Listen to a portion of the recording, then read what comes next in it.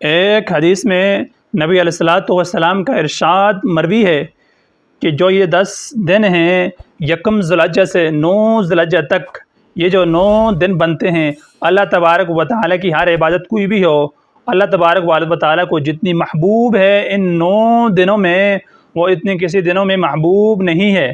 ایک دن کا روزہ 1 سال کے روزوں کے برابر ہے، کیونکہ اللہ تبارک و تعالیٰ نے ان دنوں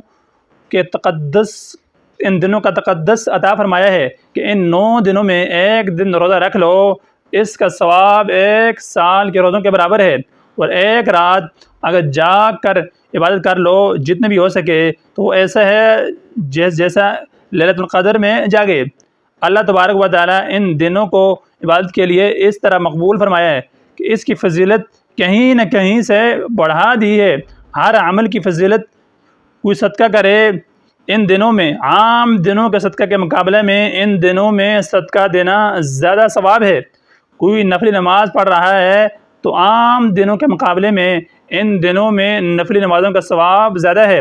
کوئی آدمی اللہ کا ذکر کر رہا ہے، تلاوت کر رہا ہے، جتنی تلاوت کا ثواب عام دنوں میں ہے تو ان دنوں میں تلاوت کرنے کا ثواب اس سے زیادہ ملتا ہے۔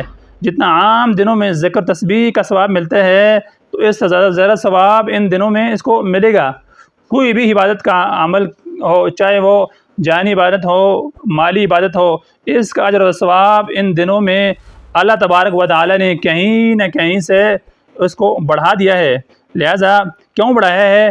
بات یہی ہے کہ ہم ان دنوں میں اپنی دنیاوی دھندوں میں مشغول رہ کر بسا اوقات اللہ کو بلا دیتے ہیں، ان کی یاد دل سے نکل جاتی ہے۔ اللہ کی جو محبت دل و دماغ میں وسعت پیدا ہوتی ہے، قائم ہوتی ہے، اس میں کمی آ جاتی ہے۔ اللہ تبارک و تعالیٰ کی جو محبت ہوتی ہے اس میں کمی آ جاتی ہے۔ اللہ تبارک و تعالیٰ کھینچ کر بلاتے ہیں کہ یہ میری راتیں ہیں، میرے دن ہیں، ان کے اندر جو دل سے جو تعلق جوڑے گا، میرے ساتھ رشتہ قائم کرے گا، جتنی بھی نفل عبادتیں کرے گا، اللہ کے قرب اتنا ہی اسے حاصل ہوگا۔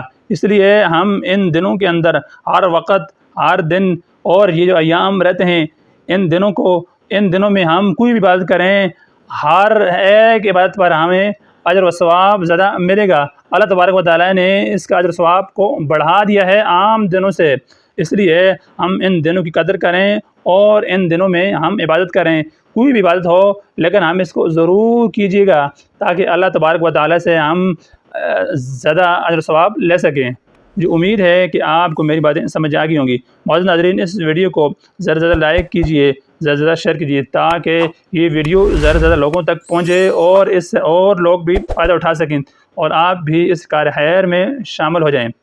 وآخر دعوانا ان الحمد للہ رب العالمین۔